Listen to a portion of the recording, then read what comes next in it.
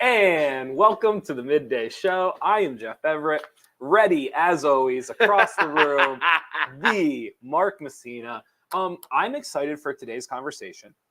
You wanted to talk to me about trying new things. I'm excited for that. I want to talk to you about grass is greener culture. That's what they're calling the movement today. Grass is greener.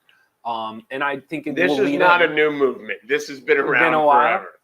And then we're going to talk about how that plays into the transfer portal, what it has to do with our culture, where society's at, yada, yada, yada, all the things that you and I like to talk about. Mark, how are you feeling today?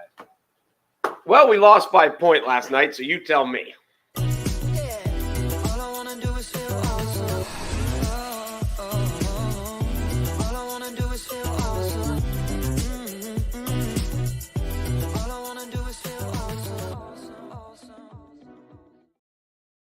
That's 2 days in a row. I feel like we should have moved you to the couch before the start. No, you know what's weird? Go ahead. And I mean, you can relate to this, more than I can because you did it so much longer. I feel great this morning.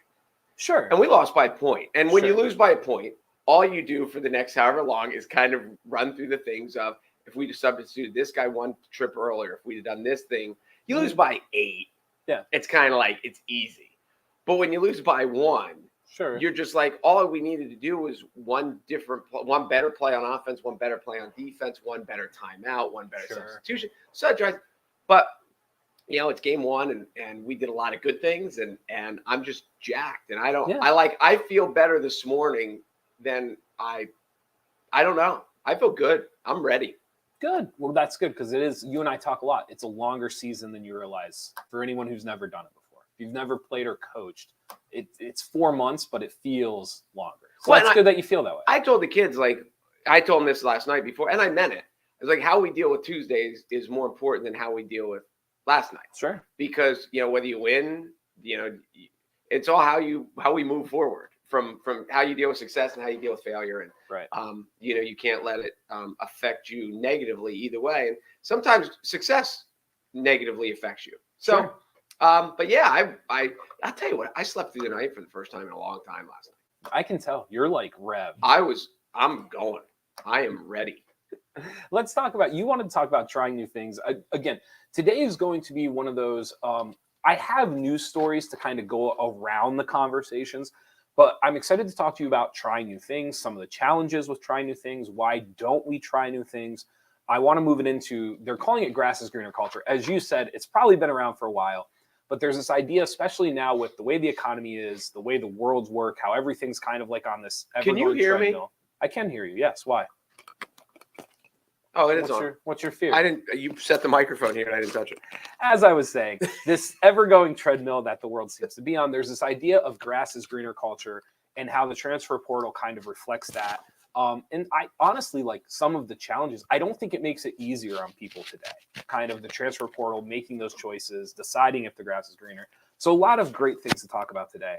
Trying new things, you kind of, I don't want to call it a spiel, but I feel like you kind of have something that you want to talk about. Well, on Facebook, it was a shared memory of, and I did not know, there it is. 3 years ago today, was the only play I've ever been in, and it opened at the Community Theater League here in Williamsport, and we did It's a Wonderful Life, and that's me. I'm George, and that's Zuzu. And it was the only reason I did it because my daughter said you should do it because she knows we watch It's a Wonderful Life every Christmas Eve, and the females in my family were theatrical, the males were athletic, and I didn't grow up with any sisters, so I mean of my kids. Sure. And both my girls did theater. One did it way more than the other, and she'd always kind of wanted her brother or her dad to be one of the males in the family to do one of these shows. And this is like one of my favorite movies ever, and I watch it every year. So she suggested it, and I did it because there's a lot of male parts. Whether you look at Ernie and Bert the cops, and Mr. Gower, and there's a lot of male parts. Sure. So I thought maybe I'll get one and it'll be a good experience. I didn't think I'd be George, but it is the proudest thing I've done as an adult. I mean, other than parenthood, but sometimes you're not really proud in parenthood. Parenthood's a weird thing, but and it was like people ask me, "Are you going to do it again?" And I don't know. Like I wouldn't not do it again, right? But it is. I totally left my comfort zone. It wasn't people I knew. I made new friends. I've made lifelong friends because of it. And it really is to have the courage to do something different. Yeah. It is now the proudest thing of my. I'm proud of my book too, but it's up there. Would you have called yourself somebody who enjoys trying new things before you did that? Not Okay. really, because as an athlete, I wasn't on stage, but when you're an athlete, you're on stage. Okay. You know, when you're on the court, everybody's looking at you. When you're on the field, everyone's looking at you. And you don't want to embarrass yourself. Sure. So there's that thought of like, why would we, you go in a locker room and ask a guy, hey, do you want to go act in the spring musical? They're like, hell no, because I'll embarrass myself. So there is that fear. Now, that was kind of my driving point to try so hard, because I just didn't want to embarrass myself, and I didn't want to embarrass my daughter. Sure. But and there's so many the things that you if you want to be involved in like a sports team, there's so many ways you can contribute without being the head coach, without being the star player. Sure. My daughter, who was in the play with me, she helped backstage at Chicago, because she had been in The Little Mermaid at CTL, and she helped backstage at Chicago. Now she's in college, and she did wardrobes for something. And she told me she's enjoying working backstage in the wardrobe department, maybe even more so than she enjoyed being on stage. Sure. And in every aspect, whether it's theater, whether it's sports, whether it's there are so many roles that you can find enjoyment in and self-fulfillment in, even if you're not the one on the marquee. Sure. So I've dug into a lot of this just with like sports psychology books, and like Gladwell touches on some of this stuff in some of his books. Some of what you're describing is what's called controlled failure. So people who will be on stage, or they're playing, right, or they're on the floor of the field competing, they'll try something else. Like they'll do film, they'll do wardrobe, they'll do these things, and they find like there's less stress to it.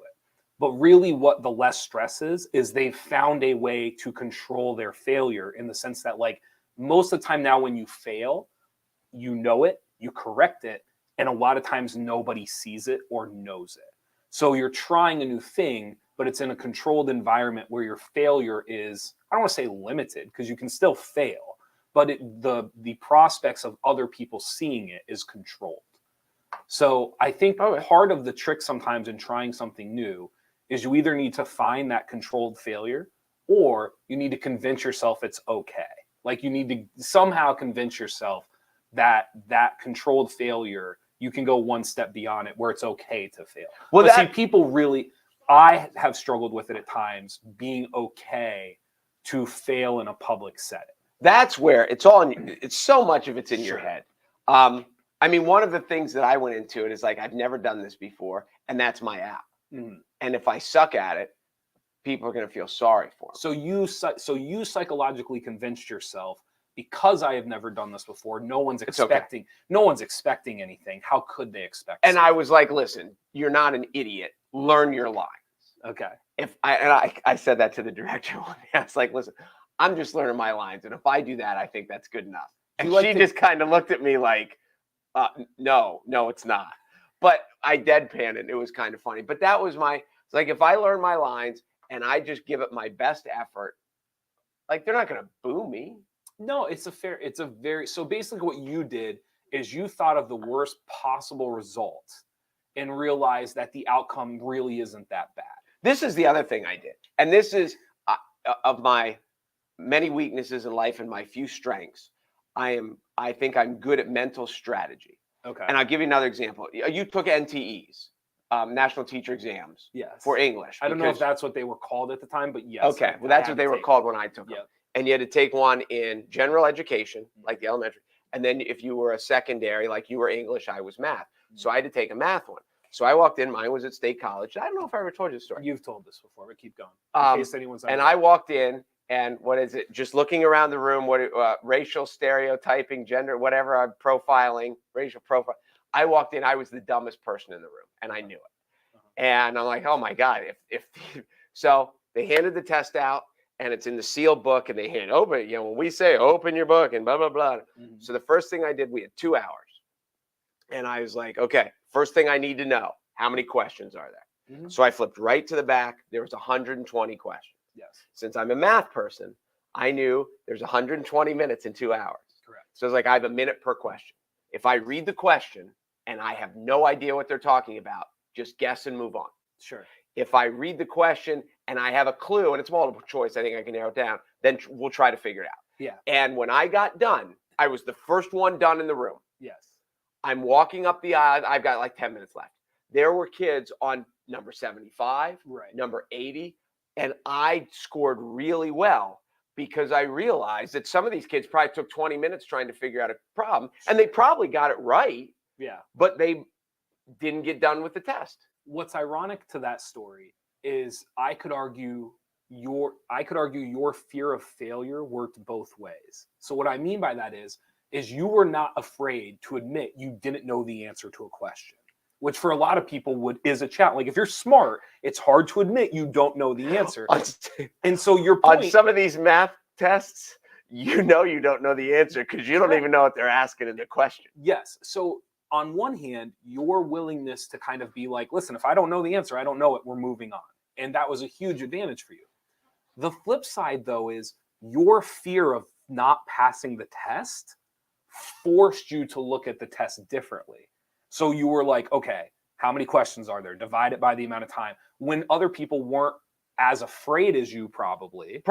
And so the weird part is the fear of failure, in a way, was a huge benefit to you when you went in to take that test. I think the fear of failure can be a huge benefit in a lot of places. But at the same time, you were able to balance it out with the sense of like you weren't afraid to fail on one question. Right. Well, that's what happened with this play. We were doing 8 shows. And I was like, 8 shows is like, it's almost like a football season, a high school football season, 10 games. Back when I played, it was 11 games. But it's like, and I said, I know as a football coach, you don't play great your first day. It's a mess. The first game is often a mess. You go out and you do the best you can. You understand that it's their first day too. Sure. So I went out and I was like, all I'm trying to do is have one good show. If I have one show where I nail it, then I can forever say I did it. And when people say, and I would say, which show were you at? You should have been there on Saturday night, the first week, because that was my only good show. So I went into the first night feeling no pressure, because I was like, I still have 7 more, and I know from my football days, this isn't going to be smooth. And I got through it the first night, and it was pretty smooth. So then I was like, well, I already did it. And then, so there was no pressure going into game 1. Right. And then there was no pressure coming out of game 1. It doesn't mean I didn't screw up, because I screwed up. So, okay. Are you somebody that, like, I'm not a public dancer. I don't love to dance in public. Like, even at a wedding, I need to be a few hours into the wedding before I feel great. I don't think you said a few hours. I think there's a word, there's a noun. It's not hours. Hours is the correct word. I don't think it's hours. I think, is it beverages? Are you telling me that the dance floor doesn't get more crowded the later the hour gets? But it's not, it doesn't have as much to do with time as to do with intake. What I'm saying is there's a correlation, and you're asking me what the causation is. And what I'm saying is for this conversation, I don't need to say the causation out loud. I was just going to say, when you started, the only place I ever really dance a lot is weddings. Yes, pretty much. Like, I don't enjoy public. So here, I had someone explain it to me like this. Growing up, I was never afraid to miss a shot. Like, the fear of failure of like airballing a shot in front of people, it just didn't exist for me. Like, this is what we're doing. We're trying to put it in the basket. But I noticed that I struggle to apply it to other aspects of life. My gosh. And so I have spent, a lot of my adult life, I have tried to figure out, why am I so willing to fail at some things, but I am absolutely terrified to fail at others. So what you're saying is, when you were playing basketball at Lock Haven, and the times at basketball that you were the only white guy on the team, you did not want to hop out on the dance floor with your teammates because you felt inferior? It depended on the crowd. Inferior is too strong of a word. It's not about being inferior. It's about, I don't even know. Your dancing ability was inferior. But it's not, okay, because someone said, well, you didn't want to be judged. But the funny thing is, like, anyone who shot an air ball in front of like hundreds of people, like there might be nothing more judgmental than like there's no doubt about it. We So, pick and choose our abilities of where yes. we're. People do it with what clothes they wear, the way they wear their hair. But it's deep. But it's different. deeper. But it's deep. Like, what was the word you just used? I don't know. Abilities. I forget that you just used a word. You don't know the word you just used? I use a lot. I shouldn't make fun of you because I can't remember. I use a lot. You just use a word, but it's deeper. Inferiority? No, it's deeper than the word you used, because it's not about being successful or not. It's almost like the willingness to fail. Like, I'm not more willing to fail because I think I would be more successful. I will say that. I know what you mean. I will say the people who are the people who are willing to just hop out on the dance floor and go, yes, are happier than those of us who stand off to the side, self-conscious. So here's, because I've always been, when you brought this up, I was excited to talk about it. I have found that when there is a way for me to judge myself, a score, a time, I'm much more willing to fail than something that is subjective. So, for example, I ran a half marathon, and there was like a time, there was a clock, and like I was trying to, what was the best? And a rainstorm. Well, yeah, what was the best that I could do in the half marathon? And it didn't matter to me that I failed miserably. Like, I couldn't have cared less that like I didn't go as fast as I wanted to. I was like kind of walking by myself at the end. Like, none of those things bothered me. But to subjectively go out on a dance floor, to subjectively sing a song in front of people, you and I, like, when we're writing something, I will rewrite something, you will rewrite something numerous times that only one person is ever going to read, because it's a subjective manner of like, there's no way for me to actually gauge how successful this is. Yeah. So I don't know. My willingness to fail, I almost need a measuring stick. If I don't have my own measuring stick or a public measuring stick, and it's subjective, I'm almost less willing to fail. And I've never been able to kind of like tie together. No, it is interesting. I mean, there are things that we think we're good at. There are things we don't care about. Because like I said, there are people fashion-wise that'll just wear stuff that other people won't wear. Sure. And they think they like it. They can pull it off and they don't care. Yeah. I am much more willing to post something that I've written. Mm-hmm. I'm more confident in that world than I would be to ever hop on the dance floor unless I'm at a wedding. Because most weddings I'm at I'm surrounded by old white people. So if the dance floor is busy, I blend right in. Okay. When I'm around young people, I don't know why, girls are way better dancer than guys in general. Not to be gender specific or whatever. I don't know why that is. But it's hard to blend in. Like the first example you gave, though, there was no blending in. Which one? Like to be the lead role in It's a Wonderful Life. Well, I didn't know I was going to be the lead until they called me, and then I was kind of like. But you understand. That's not the point. The point is that your willingness to accept the idea that you were going to try to do something new, in which failure was very possible. Like you sat here and said, like failure was possible, and there was no blending in it. Like there was no, you couldn't hide. There wasn't a crowd. No, and you know what? That was one of the things I thought about. Like, what happens if my mind wanders in the middle? What happens if I blank? Yeah. Because I had some monologues that were a little bit, and you do realize they keep telling you if you screw up your lines, unless it affects the person coming in next. Yeah. But if you have a monologue and you skip a line, the audience doesn't know what your lines are. So just sell it like, but the experienced actors are better at that than others. But yes, there are the willingness. That's a whole interesting topic on its own. Because we all have them. Where are we willing to go and fail? Right. And where are we so afraid to fail? I think the first step is trying to recognize those. And for me, like I said, I've recognized it. I struggle trying to figure out how to, like, the why.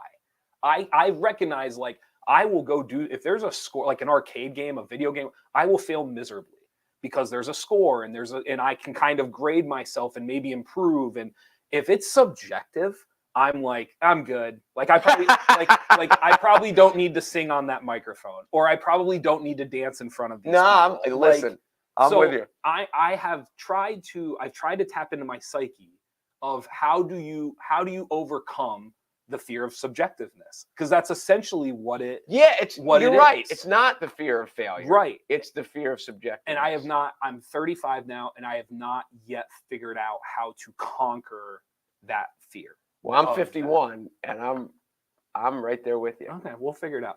No, we won't. I just want to share some of these, Heather. As someone who does way more backstage than on stage at the theater, there's definitely not less stress backstage. Heather, I don't doubt it for a second. I think for me, it's more of the idea of like, is it private stress or is it public stress? Like, is it stress on display?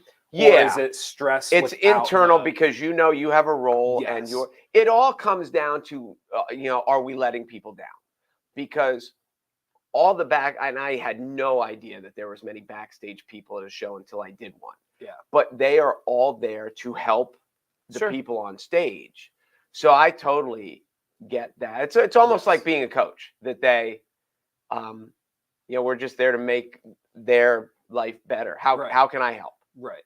Not only did we tell Mark that the audience doesn't know the lines, we also commonly told Mark we're doing the play, not the movie. LOL. So Heather was very mean. There were times that like she was the script Nazi. Yeah. She's like, that's not how it's said in the script. I was like, well, this way is a little bad. But you can't do it that way. Sure. I do want to read through these. She was our wardrobe? No. Is it important? Assistant director, stage manager. That is important. I couldn't think of the title. Important. She wasn't. So Facebook user, this is in the group, so unfortunately we're not going to be able to give them credit. I feel like one of the biggest criticisms in education is knowing how to take a test versus knowing what's on the test. Like Mark said, it's two different things, and folks say it rewards memory over understanding. You and I have talked about that before, like that challenge and how difficult that is. Mm-hmm. I agree. Well, there's one, to tangent off, one of the issues with education is there are so many aspects of intelligence. Yes. And now that with all the to put a scoreboard to it, to be able to measure it, to have this, they go to standardized testing, and there's not, like the most intelligent people in the world were in Apollo 13, where they dumped all those pieces on the table, and they're like, this is what they have, figure out how to get these guys home. Right. And they didn't do it from memorization. They didn't do it from recall, all this stuff. It was collaborative. It was all that stuff. That's my favorite scene in the movie, by the way. It's really good. When he just dumps it. I think I told you I had an uncle that worked at IBM, and that's essentially what his job was. They sat in a room and they were given tasks and they had to solve improbabilities essentially. Okay. So not for NASA, but for IBM, that was kind of his gig. And it's really interesting. Yeah. So there are just so many. I mean, a form of intelligence that is, if I have knowledge and I'm trying to explain it to you, can I explain it in a way that you absorb it? Sure. And to do that, I have to know your knowledge base. I have to know your kind of age range and what you can grasp. And there's a very that's weird because you just keep giving me 80 Rock references like I'm eventually going to get them. Well, I'm trying to break through and show you the light. One day you're going to come in and you're going to have like a rat t-shirt on, and I know I'm going to have succeeded. They also said there needs to be a culture shift in how we treat failure. I feel failure as a negative rather than learning tool is ingrained in children at a very early age.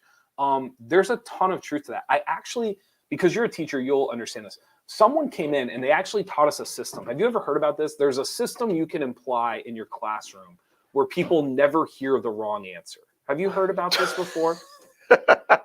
No, this is a real thing. And even as they were teaching it to me, did you see that catch? No, you're too busy.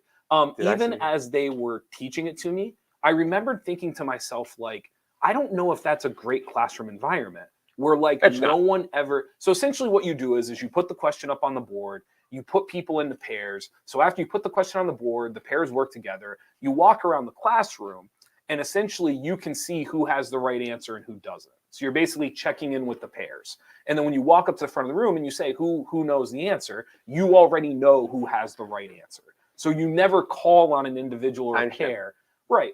And I just remembered as we were going through it, I was kind of like, I don't know, like, I don't think isn't it good that like kids are throwing out ideas and you can explain to them why that's not the right answer or how they came to that? I don't know. I never understood that. That doesn't work. First of all, what is the etiquette about eating French fries during the broadcast? Is there something? It's fascinating to me. Your decision making during the show of like, Here's the funny. I can listen to your anecdotes. I can listen to the stories. I can like go off on a tangent with you. I will let you go anywhere. Your inability to just like sit still and just like focus on the task at hand is probably why you're willing to fail at things. It's probably why you're all right with it. All right, I had a statement, and then you started making fun of me. Now I can't remember. The ability.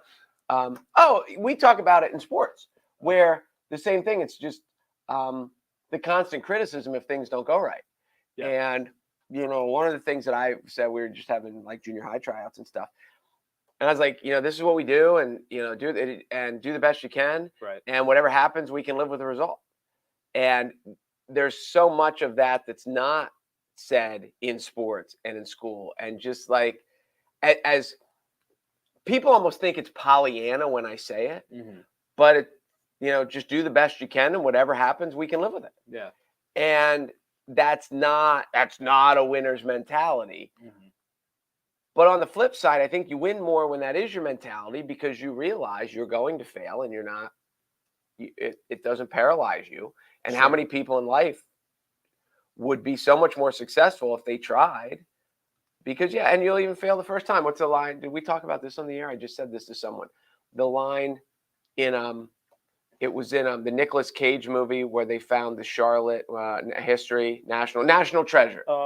When Thomas Edison said, I didn't fail 1,300 times to make a light bulb. I just found 1,300 ways not to make a light bulb. Right. So it is. Yeah, there's a lot. The perspective is so important. It's really, really important. Grass is greener culture. I laughed as soon as I brought it up to you, because you immediately said, well, we've had that forever. And I immediately agreed with you. I was like, that's true. Right now, there's a movement because people are constantly switching their jobs. You can blame COVID, you can blame the economy, whatever you want to blame, go for it. Annoying coworkers? That could be it. People are switching their gigs more than ever before. It's also in other aspects, sports, especially in the NCAA, especially in the professional leagues, free agency, transfer portals, all these different things. There's this concept that people think the grass is greener today more than what they did 10, 20, 30 years. You can even go broader aspect. And how many people say, like, I'm moving to Canada if the wrong person gets elected, right? Or they'll say, like, I'm moving overseas if the wrong person. Do you, like, personally, when I hear this, I don't know if I fully agree with the idea of that grass is greener. I feel more like our culture now moves so quickly and it moves so fast that aren't people going to transfer or make decisions or move? Aren't they going to make choices quicker and sooner than maybe what they did 20, 30 years ago? I just want you to appreciate how much I focused on you that entire little I don't even know what to do, because it's the first time you've ever done it. I was locked. Ingrained. Okay. This is not the answer you were expecting. I think people want answers. Okay. And they want them now. Yes. And with a lot of the stuff, like, why am I not happy? Which is as simple a question, but people have asked it for 100 times. When I always joke with women, not that I ever, joke about women, but they need a change. So they change their hair color. Okay. Whatever's issue in your life, hair color ain't fixing it. Now, I know some people like it, and I'm not saying that no one should ever change their hair color, but if you're unhappy at your job and you feel unfulfilled and you feel as changing your hair color, getting a manicure isn't going to do it, it's going to distract you for a little bit, you might as well go get drunk. I think part of the issue is the asking of why. There's no quick answer. There's no choice B. There's no true or false. You really have to dive into it. And the other aspect is there may not even be an answer right now. Sure. Like, what do I want to do with my life? Sometimes we don't know. And I think people are so, the next 30 seconds. And like I talk about how many people screw up their lives because they react to a situation immediately without giving any thought to what the ripple effect of is this down the road. I know a guy that does a midday show, and he has to get fries like during the show. The show's like 45 minutes, and he has to get fries during the middle of the show. Done eating fries, 'Cause he and they're can't. right there. I could grab some, and I'm not going to do it. I I'm not agree gonna with do you. I But it is- agree with what you're saying. I don't know how to say this. I think the issue isn't so much whether or not people do it or not, right? Like the issue isn't whether they change their hair or not. The issue isn't whether they get a divorce or not, change their job. The issue to me is that I feel like now society moves so much quicker. And like you said, like, give me the answer now. Like I need it now. Right. Isn't the challenge the fact that now we can ask ourselves those questions more so than what you could 10, 20, 30 years ago? Like, I feel like now the what if isn't just a question anymore. It's right there and you can just go find out. And I feel like that puts people in a position where they're more willing to go check out the grass on the other side. Maybe. I mean, maybe because every answer to any question anyone has, my son doesn't even have to type. He says, Right. "Hey Siri," Right. and Siri tells him the answer. I think that's probably part of it. And if that's the case, can you like, I don't want to say can you blame people, but like if society is lending itself to this environment where you're able, like, Instant gratification. yes, if the environment in your world is kind of based around instant gratification, and you and I talked earlier, like that A to B, where like it's simple to get there, can you blame people for kind of saying like, I'm gonna go try the grass over there when it's never been easier before to go try the grass over there? No, and I agree, and it's because for whatever reason, I think the people who struggle with happiness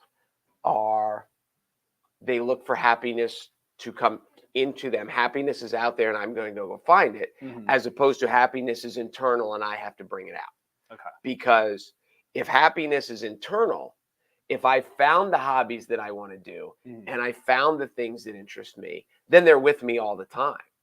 And when I have downtime or when I have free time, I can do these things that make me happy. Right. If I need happiness to be outside and I need to go get it, then what do I do that time where I'm bored or alone, there's no one else around and I don't see it anywhere. Yeah. And so people go over there, the grass is greener because happiness must be over there because it's not internal. What's funny though is I feel like society, and this goes into the transfer portal a little bit. What's funny to me is I feel like society still blames people for going over there. Whereas to me, I almost, maybe it's just because I'm younger and naive, I almost feel bad because I feel like the culture and society has put people in a position where it's impossible. Like every day you're being bombarded with these questions. Would I be happier doing this? Would I be happier over there? I might be happier with a new job. Maybe I'd be happier if I moved to Maryland. Like, I'm not saying people didn't think about these things 30 years ago. Like, I'm not saying that. But what I'm saying is, like, now you are reminded every second.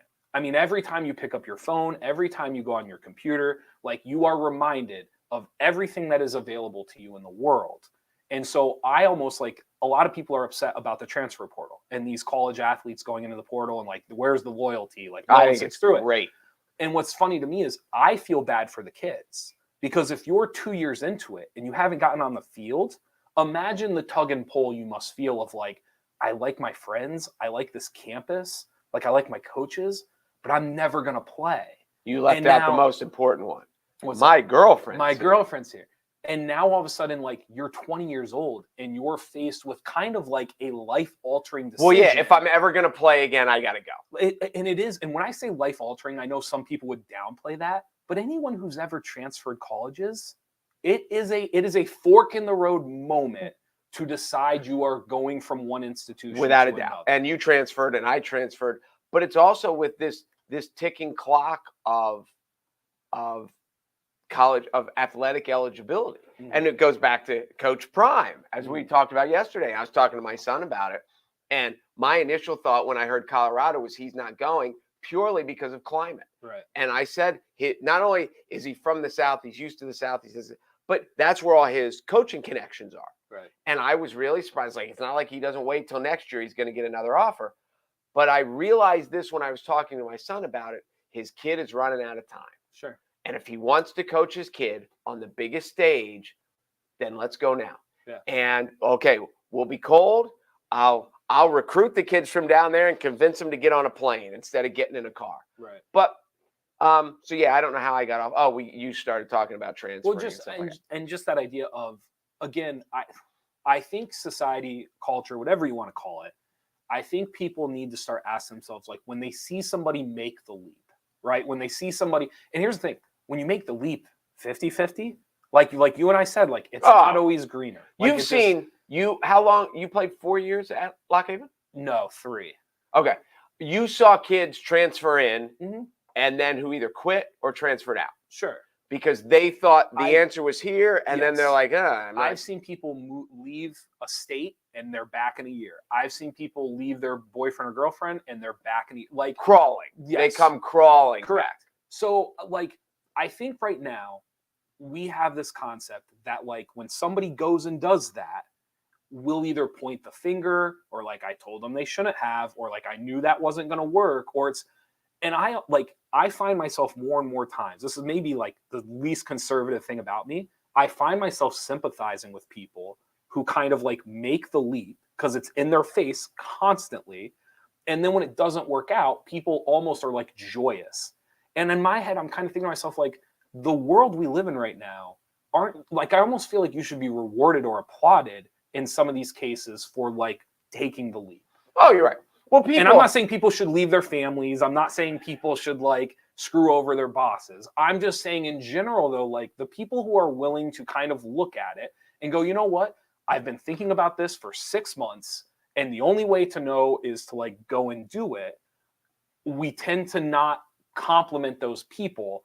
And I'm kind of coming around in our world where it's like, no, like, those people kind of, I don't want to say they get it, but they're in a world in which, like, you almost have to just prove to yourself yes or no. Correct. Well, of the grass is greener, and the people who move and change and whatever, and divorce and whatever the case may be. Some of them are absolutely made wonderful decisions that they knew it and they thought it through. The people who are just searching, who just don't delve into, like, what am I missing? Why am I not happy? Those are the people who bounce and bounce and bounce and bounce. But yeah, everyone who quits their job and goes on to do something else, lots of those people make great decisions. Sure. There are relationships that come to an end that everyone's better off when the relationship comes to an end. Right. And it's like, I've had people after my ex and I split, and they're like, "Oh, I'm so sorry." I was like, "Don't be. We're not. Right. Like, we're good." But I think some of it is like the things that you just said are more like, this word came to my mind. They're like core. Like, is it a you thing? And are you trying to make the things around you change because you need to change? Like, I know people they'll go get a new job, but it's not, the job wasn't the job problem. wasn't the issue. People will leave their relationship, but the relationship wasn't the problem. So I think one of the challenges for people is you're getting all these things in front of you. They're telling you the grass is greener over there, but the grass may not be the problem. It's your inner, you internally are not settled or okay with yourself. There's something internally. Wherever you go, you're going to kill the grass. Yes, there's some truth to that too. And so how do people recognize that? And here's the thing. I'm 35, you're 51, and we're 51. Wow, you're 51. And here's the thing. We are sitting here, and I would argue, like, we don't have the answers to this stuff. I mean, like, we really are just kind of thinking out loud right now and talking about all of this. And a lot of the things in society, whether it's kids picking a college, athletes going to the transfer portal, kids working for the first time and they get these offers and now they got to decide, like, do I keep working? Do I buy the house? All these things. Kids now are being asked to decide these things when they're 20, 21, 22. No, I get it. Like, they're making these fork in the road decisions, and it's kind of like, I'm 35 and I don't know if I'm making the right fork. Now I'm repeating myself, but I really think part of the issue is that people don't have, because we're in such an instant gratification that everything's everywhere, that the answer of I don't know is unacceptable. They can't go through it. Okay, we're gonna play it by ear and we'll figure this out as we go. As you were talking, I was thinking of the stories I've written, of the screenplays that I've written. I will, when I start, I know I don't have all the answers. And it's kind of like beginning, middle, end is as generic as I break it down. And that's really, this is the beginning, this is the middle, and this is the end. If I know 2 out of the 3, then that's good enough. And I can get started. And even if I have to start in the middle and write the middle and the end, and then figure out how I got to the middle. Right. Now that's when the work comes in. But yeah, the ability to go into it, and that's one of the reasons that Mozart is such a genius more than everyone else. They say Mozart had the whole thing planned out in his head before he started. Right. Well, that's easy. And most of us can't do that. But yeah, there's to start down the path and understand, I don't know. I don't have all the answers. And I think there are people also, the way they're wired, if people are planners and they're like, you get in the car, when are we stopping? I don't know. Yeah. We'll stop when we need to. Right. And to some people in the world, just hearing that made them just break out in a rash. Sure. And then there's other people who are like, hell no, we're not stopping. And just thinking of making a stop to get a drink or go to the bathroom made them break out. Did you travel with anyone like that? You're kind of like that. Oh, you like to go. Go where? You don't like to stop. No, I'm not a stopper. I'm kind of like, where are we going? Now, that doesn't mean I won't or anything like that. But no, I'm kind of like a destination. We're getting there. But here's the thing. I don't need a plan either, if that makes sense. So when you're going somewhere of distance with your girlfriend, you're going to Philly. Yeah. When you're driving down the road and she's like, hey, hit this Unimar, are you good with that? You don't? I mean, I'll do it for her. I have no issue. So it doesn't, because there are some people that are like, it's like Speed Racer and they have the clock and they're trying to make world record time. I don't know if I've ever told you this story. It won't take long. My girlfriend broke down just outside of Philadelphia. She had no way to get home. I think you did tell me that. I left Blossburg. I had filled her up and I went to Blossburg, 80, went down the turnpike, grabbed her in Philly, back up all the way through. And I never got out of the car, dropped her off at her place. So, I mean, I was in the car 6 hours straight. Tank was on E when I pulled it because her house is right. Well, I won't say, but her house is right by a gas station. So, I mean, literally 6.5 hours and I didn't get out of my seat. So, is this like were you watching the clock and how fast I can do it, or? No, when I'm driving, podcast, music, it's an event when I drive. So you're just locked. Like, I know that's corny, but like my girlfriend would. I get it. My girlfriend was sitting right here. It's either a concert or a TED Talk. Like, it is an event in the car while the car is moving. All right, now I'll twist it again. So you never ride in silence? Almost never. There's something very there's very few things that I do in silence. I find driving in silence is very eerie. There's something about the car moving, the wind, just kind of there. It's small space. There's something eerie about the silence. You know how you can fill the silence? Music. Talk to yourself. See that you don't think that's eerie either. I found the older I get, the more I ride in silence. Let me ask. I can talk to myself. Let me ask you this: do you have an inner monologue? Have you seen these studies? So apparently there's a overwhelming faction of people, bigger than what you think, who don't have an inner monologue. Wait, what does that mean? They don't talk to themselves? Correct. Oh my God, I talk to myself out loud. Okay, so based off of your reaction that you just had, you clearly have an inner monologue. Here's what you need. You need to wrap I have your head an around. outer monologue. Oh my God. So here's what you need to understand is when you bump into people, Mark, a lot of them don't have an inner monologue. I don't appreciate the eye roll that I just got before you started. You have an inner and an outer. But think about that for a second. Like my inner monologue, personally for me, like my inner monologue is like not constant, but it is like I am replaying stuff and there is a internal battle going on there. I would have. Most people don't. I shouldn't say most. There is a number of people that don't do that. Yes, and it's not like a 1, 5, 10. It is like a large number of people that don't have an inner monologue. That can't be true. It's very true. There are people that don't talk to themselves. There are people that Okay, there's different variations of it. Like if I told you to envision a hot dog and you close your eyes, some people can't they can't see the hot dog. I can taste it. They know okay, different people. See, this is what's funny about you. You're going to turn this into you're just better than all these people because I can taste it. No, I I'm can just see turning it. it into. This is one of the things in life where I'm like, well, I can taste it. I'm sure everybody can. How hard is it to remember what a hot dog tastes That was the point that's literally the point I was just making. I'm not saying I'm better. I'm just saying it's. Right. But again, for you and I, it's almost hard to comprehend not being able to see the hot dog. But they took the study one step further. Not only can some people not see the hot dog, to me, I see the hot dog.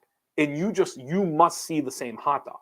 And what a lot of people don't realize is like some people see a cartoon hot dog. Some people see that there's ketchup on it. Like so not only do some people struggle to actually interpret the visual, some people visualize it completely different than how you visualize it. No, that part I get. So they say like a lot of like artists will actually visualize the hot dog being drawn.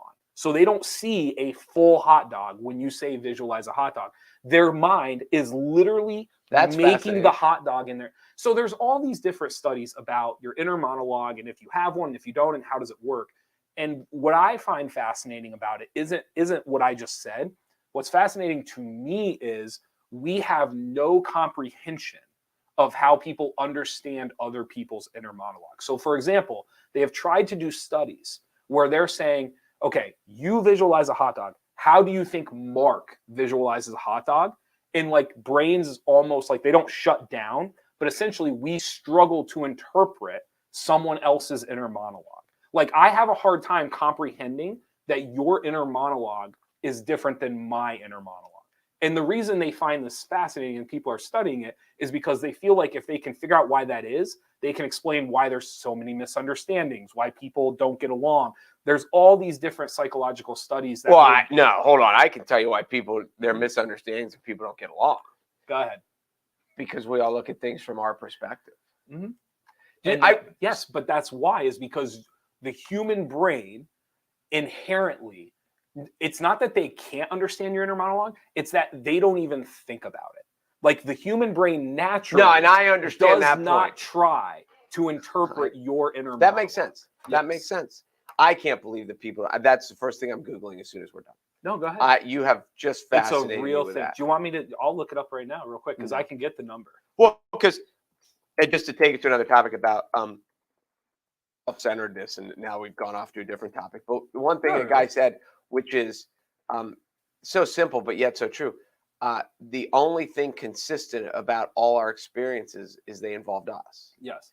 And we have trouble understanding experiences that didn't involve us because we've spent our whole life looking at things from our perspective. And I guess this is taking it one step further. This is a deeper This is like a of that. deeper of like the reason we struggle to do like because we can see experiences. Correct. Like I can watch you do something and fail or succeed and laugh because I don't know what I'm doing. Well, right. But again, to your point, I have a hard time putting myself in your shoes. Right. People I put a huge value on people who can put themselves in other people's shoes. I think it's one of the most underrated skills you can have. Inner monologue is a common occurrence, but some people have never experienced it. For those who are familiar with the experience, there's a big variation in the frequency with which it occurs. Psychology professor Russell Herbert reports that 30 to 50% of people have an inner voice, while the rest struggle to keep an inner monologue with themselves. Wait. 30 to 50% have an inner voice. So he's saying half or more don't.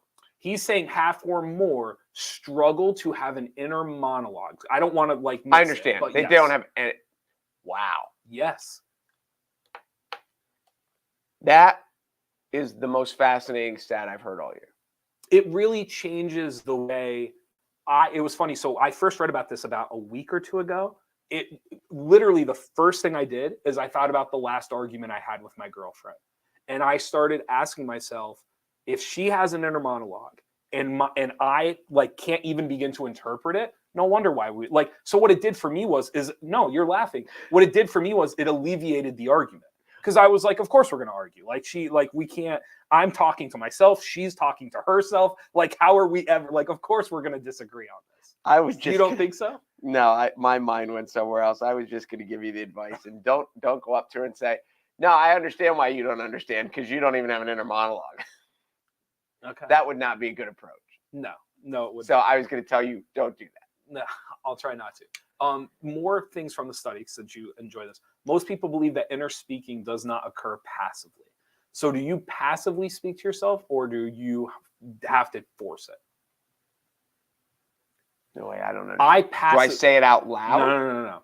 I passively speak to myself. So what I mean by that is I will be like driving down the road, or I'll be in the shower, and all of a sudden, like 2 minutes later, I'll realize I'm already at wherever, because I was internally processing and passively talking to myself. Some people can't passively talk to themselves. They have to like literally either do it out loud, or they recognize they're doing it. Like it's like they internally know I'm talking to myself. So do you passively talk to yourself, or do you? I would think, because I'm so talented at this, I would think I do it both ways. Which is because I talk to myself all the time. Yes. The harder one is passively. Less people passively talk to themselves. Passively. Well, then obviously I'd passively do it, because if it's hard, passively means that you don't always recognize you are doing it. You'll catch yourself doing it in the moment, and it's like, oh, like, and you snap back. People realize this. People realize this when they're doing other activities, and then they kind of realize, like, oh wow, I've already ran 2 miles. Oh no, like, no, oh, I wow, don't do that. I'm already at my wherever's house because I was just driving. I'm alert. Okay, I'm alert. I'm awake and alert, and I'm no. I don't. So you're not. So you are not a passive. I'm not a passive one. No. Okay, that explains a lot. I'm also not passive aggressive. You're not passive aggressive? Yeah. I think you're very passive aggressive. What is that supposed to mean? When you want to be, you're very passive what a aggressive. jerk. You are such a jerk. Inner monologue is common. Here's the last thing, and then we can move on from it. Inner monologue is common, but it's not part of being a human. Some people do not process life in words and sentences. So for example, some people's inner monologue is only in images, like almost like a movie scene, or like just you see the actual physical thing, whereas other people are actively having conversations with themselves. So your inner monologue can also vary in how you talk. Well, I like words, so I know mine is not pictures, it is words. Okay. So when you're talking to yourself, you don't actually see somebody or actually see like the thing in front of you. Oh, I do that too, but I'm talking. To yourself? Uh-huh. I talk to myself all the time. So when you're in the car, yes, like verbal words are coming out of your mouth. Yes. Now, okay, so here's my question then. Does your inner monologue talk back, or is your inner monologue just upstairs?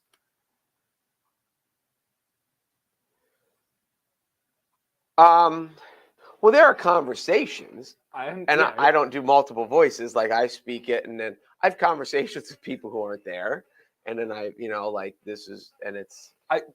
not being a jerk at all. I want to simplify the question for you.